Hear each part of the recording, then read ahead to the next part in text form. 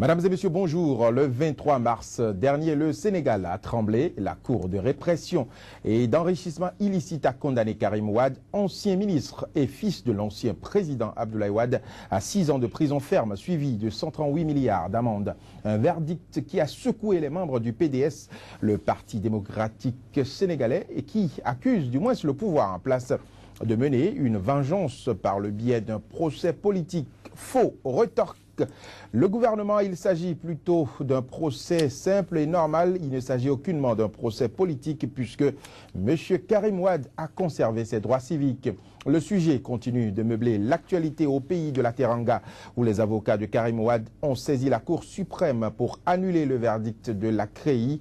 Pendant ce temps, l'ex-président Abdoulaye Wade appelle les militants du PDS à un grand rassemblement pour ce vendredi.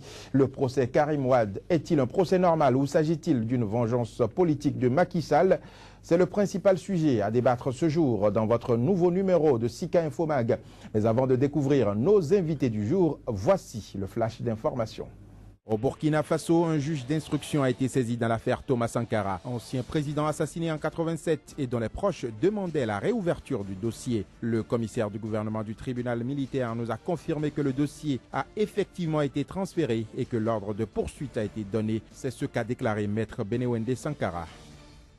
La Guinée connaît depuis quelques semaines une recrudescence des cas d'Ebola dans la capitale et dans les préfectures voisines de Koya et de Forêt-Karia. Le gouvernement guinéen avait promis atteindre 0 cas d'Ebola au 15 avril prochain. Cet objectif est loin d'être atteint à quelques semaines de l'échéance. L'épidémie a causé plus de 10 000 morts selon le dernier bilan de l'OMS. En France, les recherches se poursuivent ce mercredi après le crash de l'Airbus A320 de la compagnie allemande Germanwings qui a fait 150 morts dans les Alpes françaises. Une trentaine de gendarmes s'est rendue ce mercredi dès l'aube dans la zone très difficile d'accès à 1500 mètres d'altitude où s'est écrasé l'appareil ce mardi. Verdict normal au procès politique. Les 6 ans de prison décidés par la Cour spéciale de lutte contre l'enrichissement illicite au Sénégal continuent de meubler l'actualité sur le continent africain. C'est le sujet au cœur du débat de ce jour que nous lançons juste après ce générique.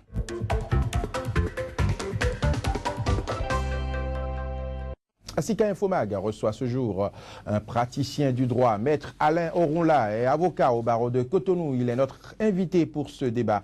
Maître Alain Oronla, bonjour. Bonjour, monsieur Raffon. Je serai accompagné dans ce débat sur ce plateau, comme d'habitude, par Emmanuel Crépy de la rédaction de Sika TV. Emmanuel Crépy, bonjour. Bonjour.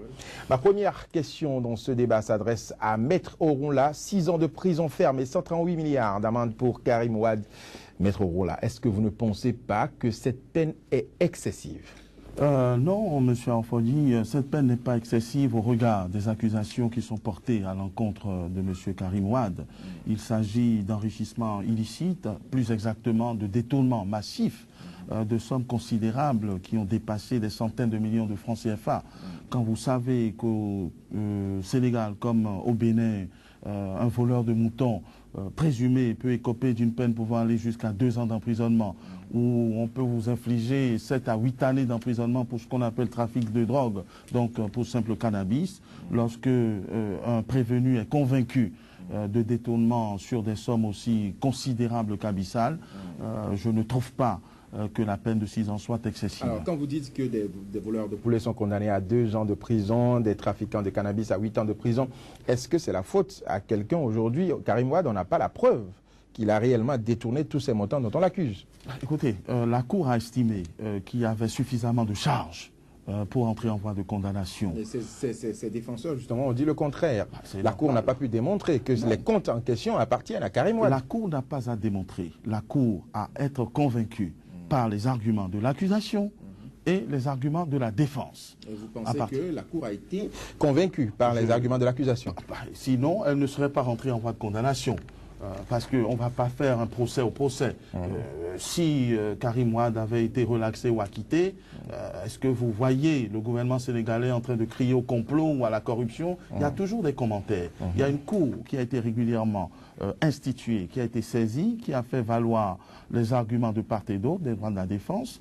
Elle a rendu son verdict. Je ne pense pas, si les faits sont avérés, et apparemment ils le sont, je ne vois pas pourquoi on ferait un mauvais procès. On parle d'un procès politique, évidemment. Chaque fois qu'un homme politique est concerné, la tendance à crier au procès politique existe. Cela s'est déroulé sous le mandat du président Wade. Souvenez-vous d'Idrissa Seck et d'autres. Bon, on a crié au procès politique, cependant qu'il y a eu des détentions provisoires de longue durée. C'est une juridiction d'exception. Ça ne veut pas dire que les droits de la défense n'ont pas été garantis. Ça ne veut pas dire que les accusations sont sans fondement. Alors nous allons revenir au procès politique tout à l'heure, puisque le PDS avance des arguments qui prouvent qu'il s'agit d'un procès politique. Emmanuel Crépy, 6 ans de prison pour Abdoulaye Wade. Est-ce que vous ne pensez pas que c'est excessif comme peine? Pour Karim Wade, vous voulez dire? Oui, pour Karim Wade, du moins. 6 ans de prison, comme Maître Roula vient de le dire. Je crois même que dans le milieu du camp, de Karim Wade, je parle du milieu du PDS, oui, le PDS.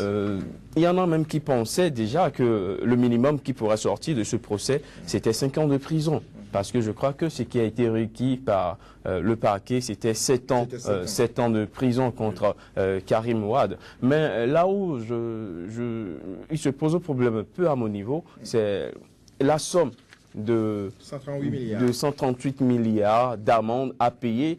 Est-ce que cette somme est réaliste? Je ne veux pas aller contre, mais puisque je me dis que la justice dispose de ses critères, de ses méthodes pour calculer ces genres de dommages et intérêts à payer par les accusés. Mais je le trouve un peu colossal, je le trouve un peu irréaliste. Je me demande si en réalité la justice sénégalaise veut aujourd'hui entrer vraiment en possession de ces sommes. Parce que je me demande aujourd'hui qu'un Karim Wade Karim Wade, c'est des centaines de milliards. Donc on peut dire que ce n'est qu'une petite partie de sa fortune. On peut dire que c'est une petite partie de sa fortune, mais il faut déjà arriver à démontrer que les sociétés dont on parle, les sociétés qu'on dit qu'il a en commun avec la famille Bourgi, entre-temps, et il faut qu'on démontre qu'il y a un lien entre Karim Wade et ces sociétés, ces différentes sociétés, parce que ce qu'on reproche à Karim Wade, c'est près de 300 et quelques millions d'euros. Et ce que Karim Wade reconnaît dans tout ceci, c'est près de 7,12 milliards d'euros. Maintenant, revenons en plein dans ce qui est reproché à Karim Wade. Aujourd'hui, je me dis Karim Wade ne peut que s'en prendre à lui-même. C'est l'histoire de l'icône qui est devenue Icar. Karim Wade, trop ostentatoire pour passer inaperçu sous le règne de son père. Un Karim Wade qui a connu une montée assez trop tonitruante à mon goût, ne peut aujourd'hui que s'en prendre à lui-même. C'est un fils de président, vous n'avez quand même pas demandé à un fils de président. Nous savons comment cela se passe à l'international, à un fils de président de passer inaperçu, de se cacher pour circuler dans la ville. Je ne me réjouis pas de la situation de Karim Wade, mais malheureusement, je suis porté à croire que l'homme est victime de sa trop grande popularité. Non, pas de sa trop grande popularité, de son caractère, je le répète, ostentatoire, pour passer inaperçu sous le règne de son père. Karim Wade, quand son père arrivait au pouvoir en 2000, n'était âgé que de 31 ans et était un parfait inconnu au Sénégal. En 15 ans, comment est-ce que quelqu'un qui était méconnu au Sénégal, quelqu'un qui n'a jamais travaillé pour l'État sénégalais, peut arriver à amasser une telle fortune en l'espace de 15 ans? Qu'est-ce que Karim Wade a pu faire pour justifier de cette fortune? Emmanuel Crépy, ce qui est sûr, Karim Wade n'est pas une exception. Cela existe sur le continent africain. Maître Orunla, alors, les avocats de Karim Wade disent aujourd'hui qu'il s'agit d'un procès politique. Macky Sall veut se venger de Wade, de la famille Wade. Macky Sall veut mettre hors de course Karim Wade. Votre avis? Écoutez, les politiciens trouvent toujours quelque chose à dire. Je ne suis ni partisan du PDS, ni partisan du président Macky Sall, ni, c'est dans l'air du temps. Oui, mais 6 ans de prison, non, attendez, les prochaines élections sont dans ce n'est quelques... pas assez. Si les faits sont avérés. Parce que vous parliez Vous dites encore sont avérés, parce que vous-même, vous n'êtes pas convaincu dans ces conditions. Non, ce n'est pas ça. Lorsqu'une cour a dit, le débat aujourd'hui, c'est de savoir si la cour a bien fait son travail ou pas. Les détracteurs de cette cour, c'est-à-dire les partisans de Wade, qui sont dans une démarche politique, tire motif de la condamnation pour dire que la Cour est politique et qu'elle n'a pas fait son travail. Moi, en tant que technicien du droit et ayant eu le privilège de suivre cette affaire, je pense que les choses ont été correctement faites. Les sommes que vous dénonciez tout à l'heure, l'amende de plusieurs centaines de milliards, 138 milliards, ça ne sort pas de nulle part.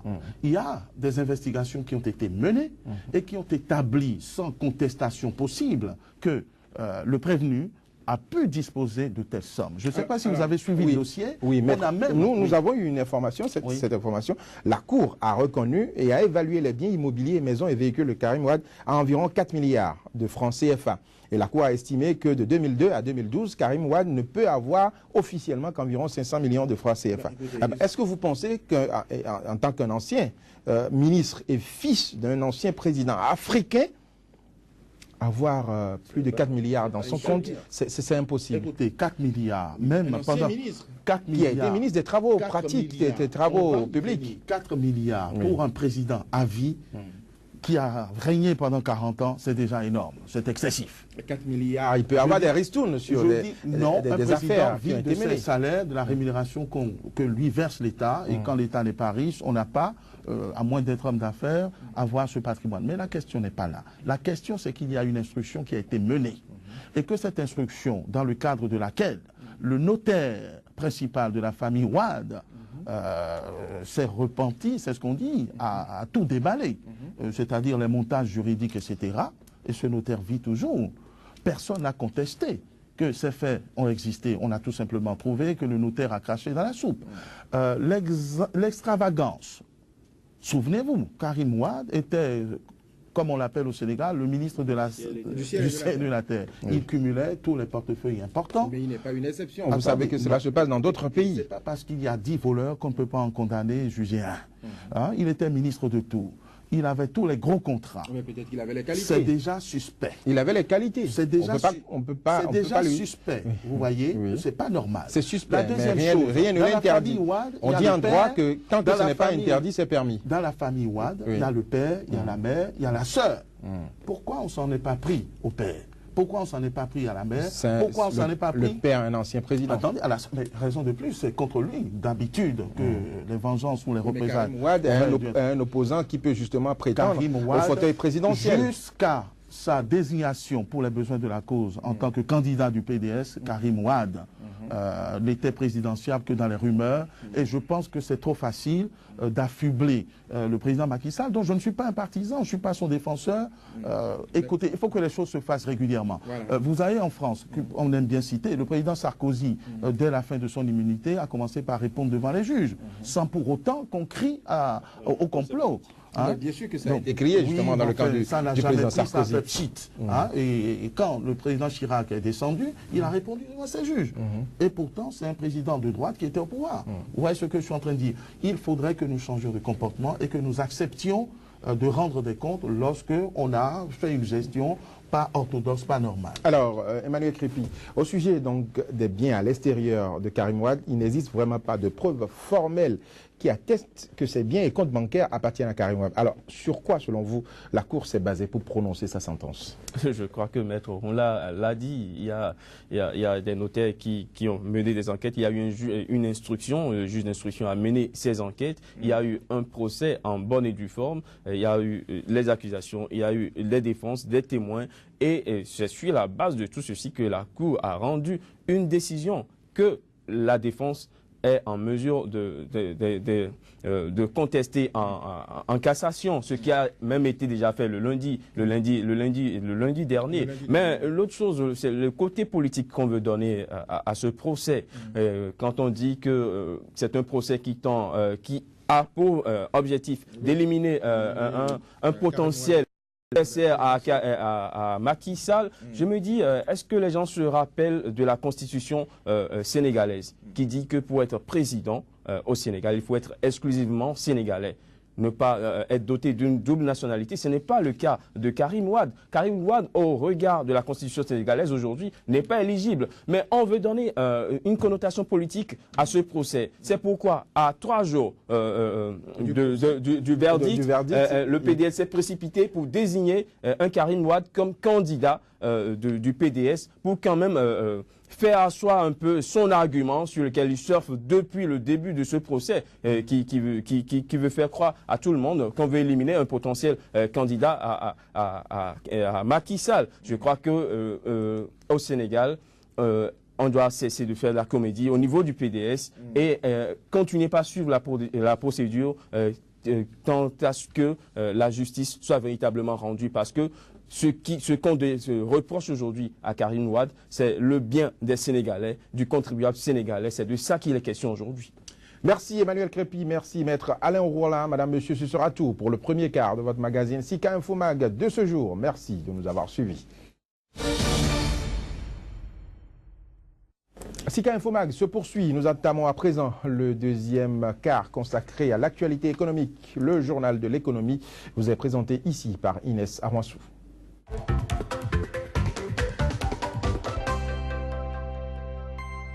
Ravi de vous retrouver pour ce nouveau rendez-vous de l'actualité économique sur Sika TV. Bonjour et bienvenue à toutes et à tous. Tout de suite, le sommaire de la première partie. 1,8 milliard de dollars, c'est la somme que la Guinée-Bissau entend demander ce mercredi aux bailleurs de fonds internationaux. C'est à la faveur d'une table ronde qui se tient à Bruxelles, en Belgique. Les pays africains producteurs de cacao sont en concertation à Abidjan, en Côte d'Ivoire. C'est à l'occasion de la 77e session ordinaire annuelle de l'Assemblée générale de la COPAL. Enfin, nous irons au Portugal à la rencontre des clients de la Banco Espírito Santo. Ils risquent de perdre l'épargne de toute une vie.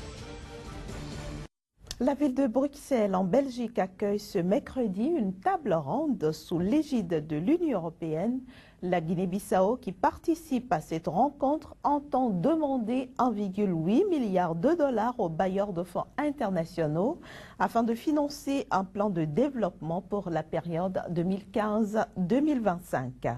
Au total, 115 projets différents sont répertoriés dans ce plan de développement. Il couvre notamment les domaines des infrastructures, de la gouvernance, du développement humain, de la sécurité, pour ne citer que ces domaines-là. Je vous invite maintenant à suivre ce tour d'horizon des informations qui font l'actualité économique sur le continent africain. Nous irons entre autres au Ghana et au Nigeria. L'agence de notation américaine Moody's a dégradé la note souveraine du Ghana. Elle passe de B2 à B3 avec des perspectives négatives. Cette dégradation est justifiée par le poids croissant de l'endettement du pays, de la persistance des grands déséquilibres budgétaires et de la chute de la monnaie nationale, le cedi. Il faut préciser que c'est la deuxième fois en un an que l'agence américaine abaisse la note souveraine du Ghana. En juin 2014, elle avait déjà chuté d'un cran pour la première fois depuis l'attribution de la note B1 au pays en décembre 2012. L'agence de notation Standard & Poor's a abaissé la note du Nigeria de BB- à B+, avec des perspectives stables. Les obligations souveraines de la première économie africaine sont désormais notées au même niveau que celles du Sénégal et du Rwanda.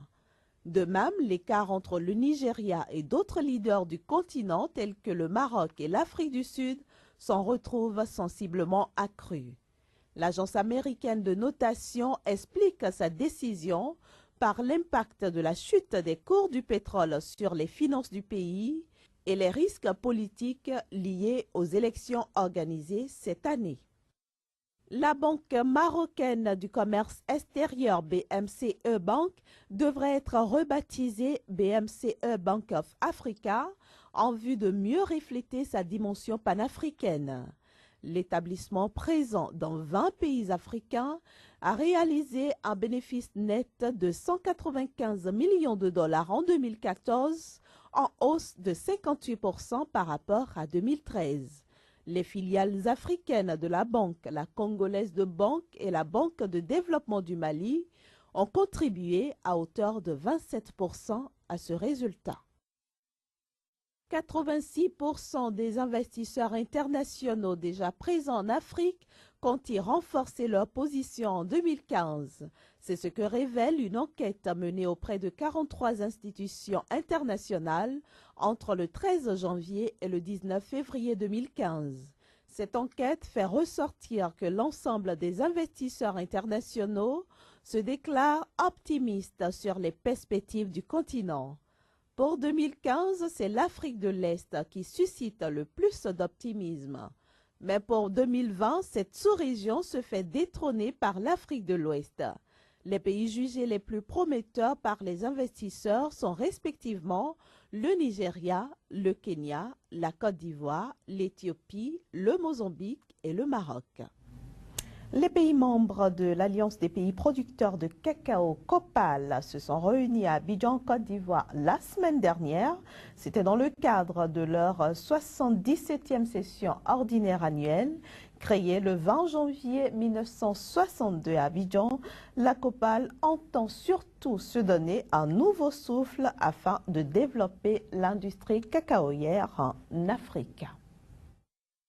Regroupés au sein de l'Alliance des pays producteurs de cacao COPAL, le Ghana, le Nigeria, le Togo, le Gabon, le Cameroun et la Côte d'Ivoire représentent 75% de la production mondiale de cacao sur le marché international. C'est à la suite de la création de cette structure-là que l'accord de cacao qui a conduit à la création de l'ICCO a vu le jour. Le principal enjeu, c'est comment faire pour que la structure qui a été créée pour les planteurs et pour les pays producteurs puisse vraiment survivre et remplir les missions qui lui ont été définies au départ. Pour redynamiser l'institution, plusieurs réformes ont vu le jour depuis Libreville, où s'est tenue la 76e session ordinaire de l'Assemblée générale des pays africains producteurs de cacao. Ce sont entre autres le transfert du siège de l'organisation de Lagos à Abuja et l'adoption du budget administratif et d'investissement pour l'année cacaoyère 2014-2015. Les 6 pays membres du COPAL s'engagent donc à promouvoir le partenariat public et privé en vue du développement de l'industrie cacaoyère.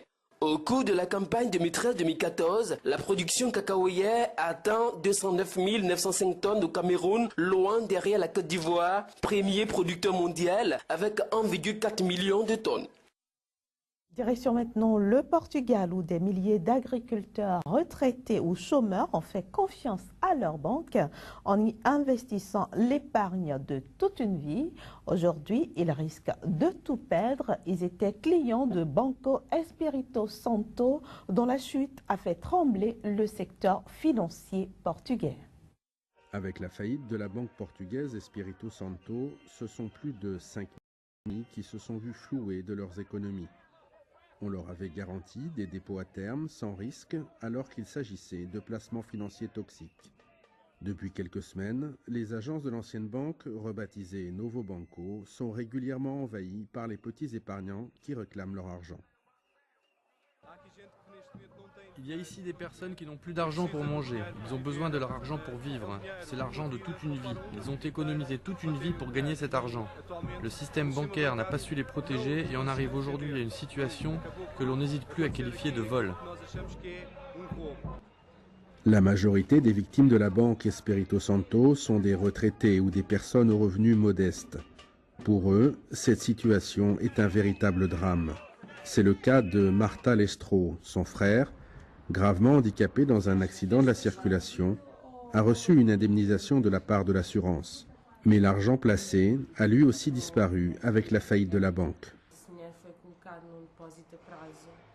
Cet argent a été mis sur un compte dépôt de la banque Espírito Santo afin de faire face à la situation de mon frère Rui, le jour où mes parents ne seraient plus de ce monde et que je devrais prendre le relais. Sur le coup, on n'a pas bien compris ce qui s'est passé et c'est lorsque nous sommes allés à la banque que nous nous sommes rendus compte que toutes nos économies avaient disparu. Pour d'autres, c'est une fin de vie difficile qui s'annonce. Albino, 73 ans, est agriculteur maraîcher et travaille depuis l'âge de 14 ans. C'est un peu plus de 100 000 €, toutes ses économies, qu'il a perdues dans la faillite de la banque. Alors, aujourd'hui, il n'a plus les moyens d'entretenir ses serres qui, petit à petit, tombent en ruine. C'est une vraie tristesse. parce que c'était ici que je travaillais, que j'aimais être. Et quand je vois ce que cela devient et que je n'ai plus de moyens financiers, c'est une grande tristesse, une grande tristesse. On sait que l'on n'est pas éternel et que tout doit avoir une fin.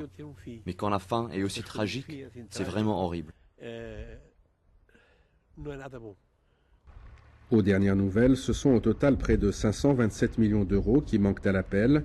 Malgré les négociations avec la banque, les petits épargnants n'ont plus guère d'espoir. Intéressons-nous maintenant à la une du journal L'Économiste qui paraît à Cotonou au Bénin. C'est avec mon confrère Casimir Pédio que nous allons retrouver juste après cette petite transition.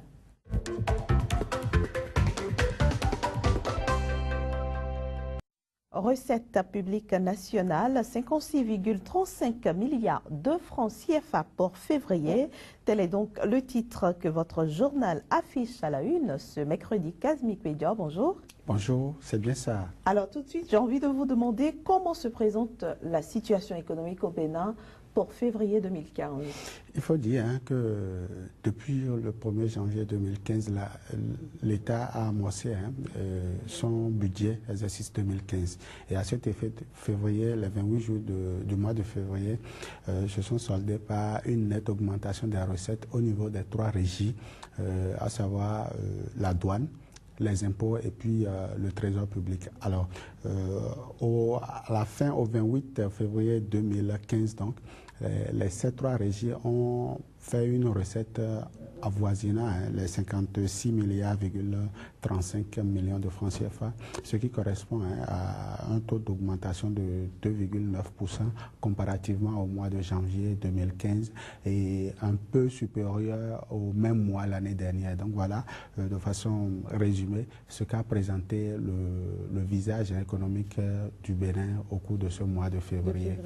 Alors avec le taux de croissance que vous venez d'évoquer de 2,9% pour ce mois de février, comment expliquez-vous que, par exemple, au niveau des secteurs de l'hébergement, de la restauration, des agences de sécurité, etc., qu'on ait noté une hausse de 7,00%? Oui, paradoxe, normalement, lorsque vous avez un taux de croissance de 2,9%, normalement, ces secteurs d'activité devraient normalement chuter pour permettre quand même à la population de pouvoir jouir des fruits de cette croissance-là. Mais contrairement, on note une hausse de 7%, comme vous le disiez tantôt, au niveau de ces secteurs. Alors, c'est la preuve que le secteur jusqu'à aujourd'hui reste encore dans la main du privé et le contrôle n'est pas bien fait au niveau de l'État afin de pouvoir assurer aux contribuables béninois le confort qu'il faut, à savoir au niveau de l'hébergement, au niveau de la restauration et aussi au niveau de la sécurité. Donc le secteur ne se porte pas encore bien et cela reste toujours un défi permanent pour l'État et les structures qui gèrent le mobilier, la restauration et la sécurité des personnes au Bénin. Pour mars 2015, comment est-ce que vous entrevoyez la situation au Bénin? C'est déjà que l'État va tout faire pour pouvoir juguler la crise qui a commencé en fin février au niveau du secteur des BTP, à savoir cette crise au niveau du sable, du dragage du sable. Nous en avons parlé il y a quelques jours, la cherté du prix du sable au Bénin. Bien sûr. C'est aussi qu'au niveau de l'égrenage, par exemple, du coton, l'État doit tout faire pour ramener l'égrenage au niveau des usines du Bénin. Sinon, le mois de mars s'annonce un peu difficile sur le plan de la mobilisation des recettes et aussi sur le plan de l'activité économique de façon générale pour l'État. Donc, si cette performance a été réalisée en février, il va falloir que l'État resserre un peu ses coudes afin que le mois de mars ne puisse pas être le mois le plus difficile pour l'État. Mais justement, le mois de mars est presque terminé maintenant. Est-ce que vous restez optimiste? Bon, ben, c'est un peu comme chez les économistes, ils y croient toujours à 2 jours, à 5 jours. De la fin, ils sont dans leur calcul et puis ils pourront certainement redresser ce qu'il faut faire. Vous êtes sûr de ça? Bon, c'est eux qui le disent. Hein. Nous ne faisons qu'analyser et commenter leurs résultats. Alors, pour conclure cet entretien, Kazmi Kwedio, il faut dire hein, qu'au-delà de tout ce que nous avons observé, ça et là, surtout au niveau du délestage, parce que c'est tous ces secteurs-là qui aujourd'hui ont été comptabilisés au cours du mois. Malgré tout ce que nous avons noté à Cotonou au cours de ce mois-là, on a quand même noté une certaine croissance au niveau de l'État. C'est à son actif, c'est à l'actif de toute la théorie que le gouvernement en place et ses partenaires mettent sur pied. Et il va falloir renforcer davantage les réformes afin que le Béninois lambda puisse mieux vivre dans ce pays-là. merci beaucoup Kazmi Kwedio. Je rappelle que vous êtes journaliste au quotidien L'Économiste qui paraît à Cotonou au Bénin. Un quotidien que, chers amis téléspectateurs, vous pourrez consulter en ligne en tapant les www.l'économistebénin.info, www.l'économistebénin.info. Voilà, ce sera tout pour ce journal de l'économie. Merci d'avoir été des nôtres. Nous sommes de retour dans Sika Infomag. Le débat se poursuit sur le verdict dans le procès Karim Wade. Le fils de l'ancien président Abdoulaye Wade a écopé ce lundi d'une peine de 6 ans d'emprisonnement ferme et 138 milliards d'amende pour enrichissement illicite. La suite du débat, ce sera juste après ce flash d'informations que je vous propose. Au Burkina Faso, un juge d'instruction a été saisi dans l'affaire Thomas Sankara, ancien président assassiné en 87 et dont les proches demandaient la réouverture du dossier. Le commissaire du gouvernement du tribunal militaire nous a confirmé que le dossier a effectivement été transféré et que l'ordre de poursuite a été donné. C'est ce qu'a déclaré maître Benewende Sankara. La Guinée connaît depuis quelques semaines une recrudescence des cas d'Ebola dans la capitale et dans les préfectures voisines de Koya et de Forêt-Caria. Le gouvernement guinéen avait promis atteindre 0 cas d'Ebola au 15 avril prochain. Cet objectif est loin d'être atteint à quelques semaines de l'échéance. L'épidémie a causé des morts selon le dernier bilan de l'OMS. En France, les recherches se poursuivent ce mercredi après le crash de l'Airbus A320 de la compagnie allemande Germanwings qui a fait 150 morts dans les Alpes françaises. Une trentaine de gendarmes s'est rendue ce mercredi dès l'aube dans la zone très difficile d'accès à 1500 mètres d'altitude où s'est écrasé l'appareil ce mardi. Avant de retrouver les invités pour la suite de notre débat du jour, voici le générique d'annonce.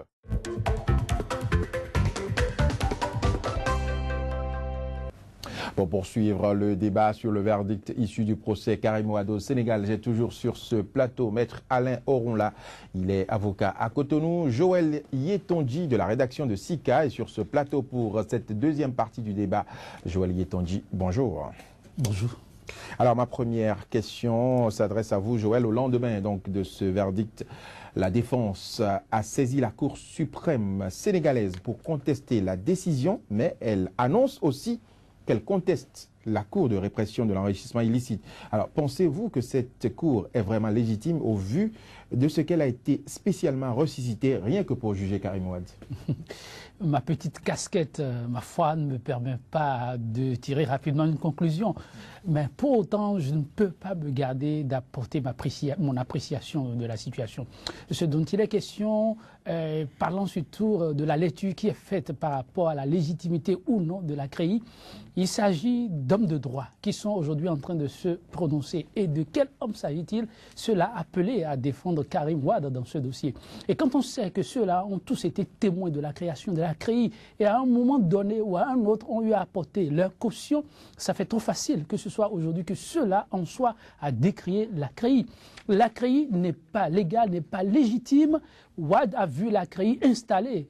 Wade a assisté à l'implantation de la CREI. Oui, Wade avait la possibilité avec... mis en veilleuse pendant tout attention, ce qui n'est pas bon, on ne met pas en veilleuse.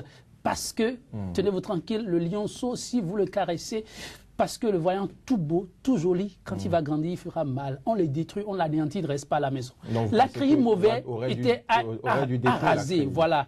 La CREI, si elle est restée, c'est parce qu'on n'avait pas de raison fondamentale pour l'abolir. Ceci étant constaté avec moi que ce dont il est question là, c'est du sérieux.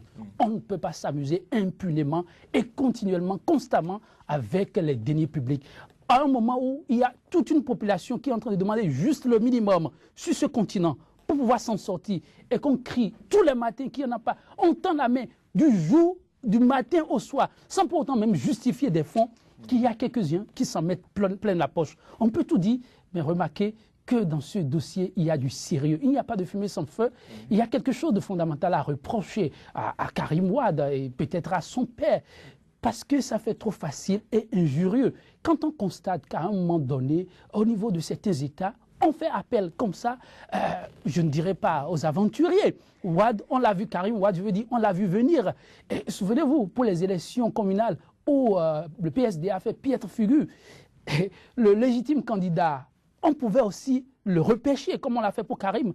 Mais c'est Karim Wade seul qui a été repêché, simplement fils à papa. Et en le repêchant, on lui a confié 4 portefeuilles de taille. Finalement, il faisait ombrage au Premier ministre. Quand vous observez tout ça, c'est à croire que les autres ne sont capables de rien. Et par la suite, quelle gestion en a-t-on fait? On a crié tous les matins qu'il faut que nous fassions la reddition de comptes. Mais puisque les gens baignent dans une impunité sans nom, qu'on croit finalement éternelle, on doit être surpris. En tout cas, je veux parler de ceux-là qui ont malheureusement bénéficié d'une impunité sans nom. Qu'ils soient surpris aujourd'hui par ce qui se passe, c'est normal. Mais pour autant, nous pouvons accorder d'autres onction à ce qui se passe. La CREI, si éventuellement a des lacunes, il faut voir ce qui a lieu de corriger et le corriger. Mais en ce qui concerne le procès, il faut plutôt applaudir. Maître Ronla, alors la CREI, quelle légitimité quand on sait qu'elle a été ressuscitée rien que pour juger Karim Wade? Non, elle n'a pas été ressuscitée pour juger Karim Wade parce que nul ne sait ce qui se passera demain. Et le défi qui est lancé aux autorités judiciaires, pas politiques, sénégalaises, c'est de continuer ce travail de salubrité. Donc, mais la question qui se pose n'est pas celle de la légitimité, mais plutôt de la légalité de la CREI. Et c'est la seule question qui peut se poser devant la Cour suprême. La CREI a été instituée par des instruments tout à fait normaux, légaux, acceptés dans le cadre constitutionnel. Donc je ne pense pas que le débat serait très long devant la Cour suprême. Et je trouve d'ailleurs ironique que l'on prête des pouvoirs exorbitants au président Macky Sall qui aurait orchestré ce faux procès et faire confiance à la Cour suprême qui ne peut pas ne pas être sous son influence si tel avait été le cas. Alors, donc, la deuxième chose qui est aussi importante à souligner, c'est la pertinence. En fait, il y a beaucoup d'émotions parce qu'il s'agit d'une juridiction d'exception. Une juridiction d'exception, c'est-à-dire exceptionnelle par rapport à ce que nous avons l'habitude de connaître. Mais nous sommes dans un type d'infraction exceptionnelle qui a par exemple mérité que dans certaines législations, on vote l'imprescriptibilité de ces crimes économiques.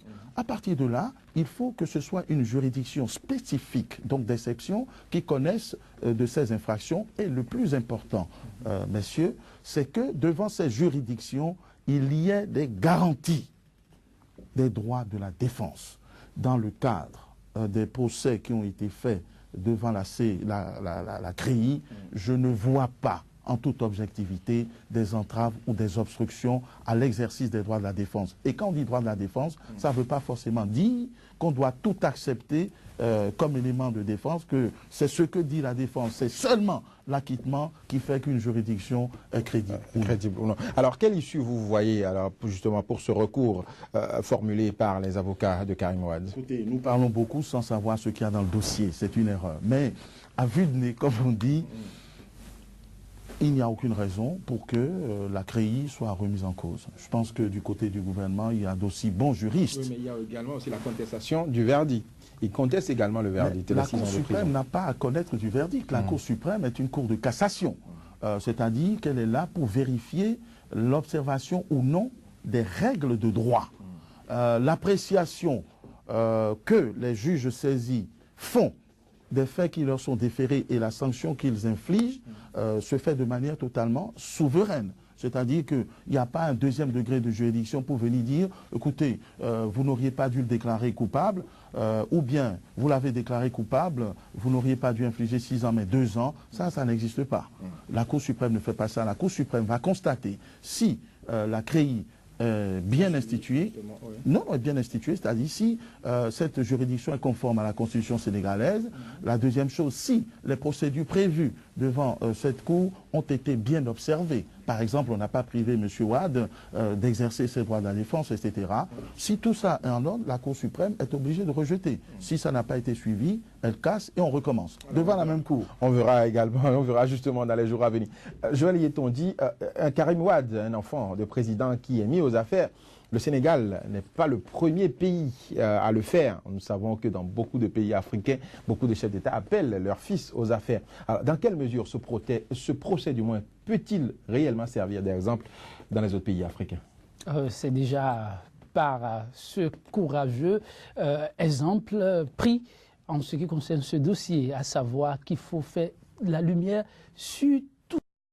Qu'en si peu de temps, le jeune Karim, ce n'est pas son âge qui pose problème, non, ça doit pouvoir faire la fierté de toute une jeunesse.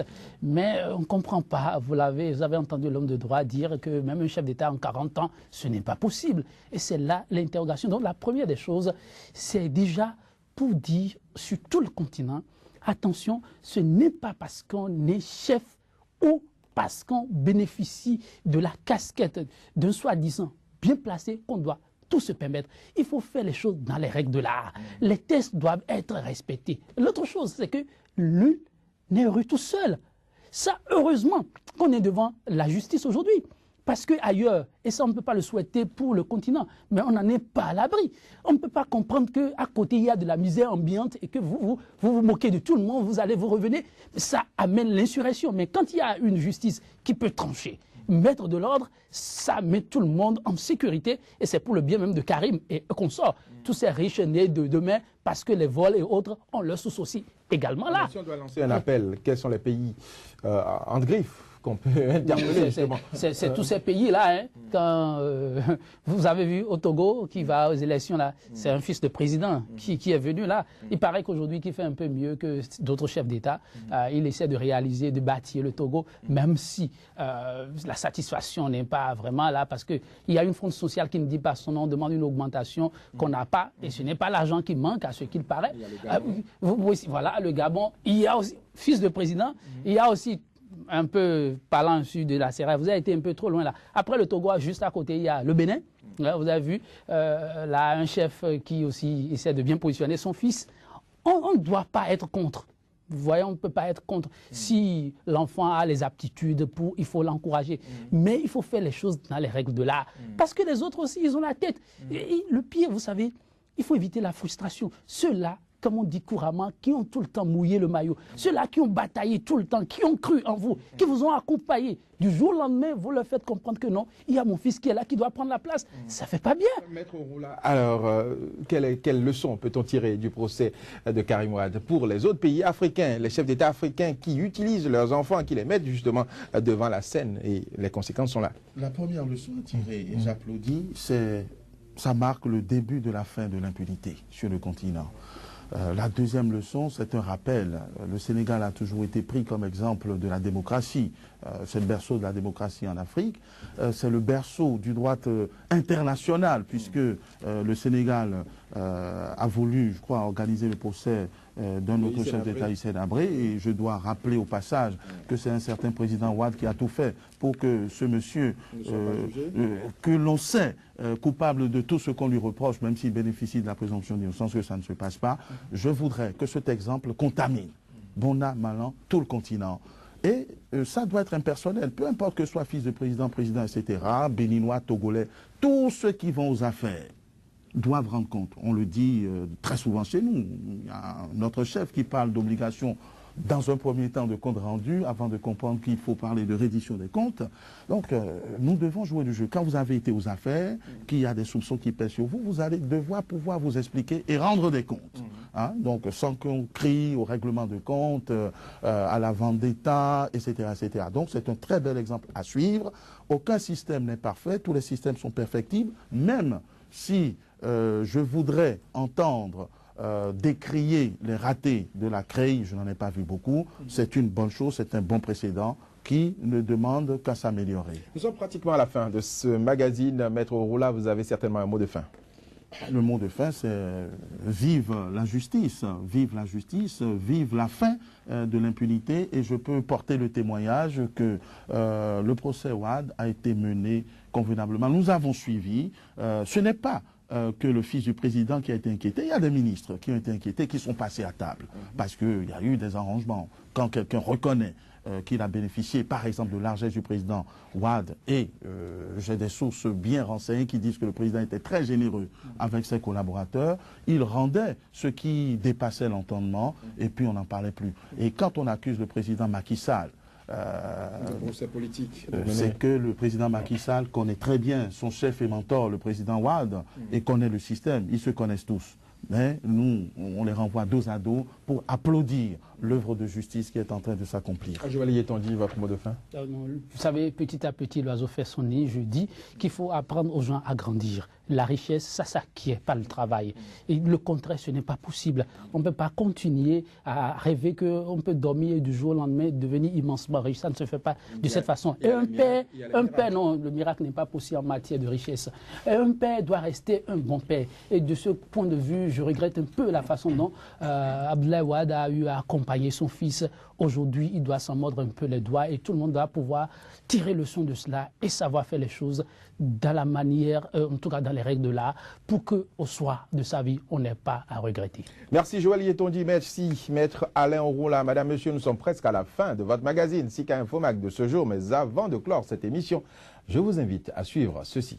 Mesdames et messieurs, bonjour et bienvenue sur votre premier numéro de Sika Infomag, un magazine d'information consacré au décryptage de l'actualité politique et socio-économique en Afrique en 3 quarts d'heure. Nous vous proposons les analyses des spécialistes sur les grands faits qui meublent l'actualité sur le continent africain. Au vrai sens du terme, on ne comprend pas. On ne comprend pas. S'il vous plaît, l'exemple, vous me direz que c'est très loin. Beaucoup de barons du PDCI sont bien ancrés dans le système dirigé aujourd'hui par Alassane Ouattara. Puisque au début, il avait annoncé qu'il ne voulait pas de Didier Drogba. Finalement, il est retourné à Londres demander à Didier Drogba de rallier les éléphants. Et ce sont des choses que vous recommandez aux téléspectateurs. Tout à fait. Sika Infomag, c'est du lundi au vendredi sur Sika TV. Un autre visage de l'actualité en continu sur le continent africain. Ce sera tout pour ce numéro de Sika Infomag que je clôture par cette sagesse africaine qui dit, quelle que soit la puissance de votre urine, retenez que la dernière goutte tombera toujours entre vos jambes. Merci de nous avoir suivis.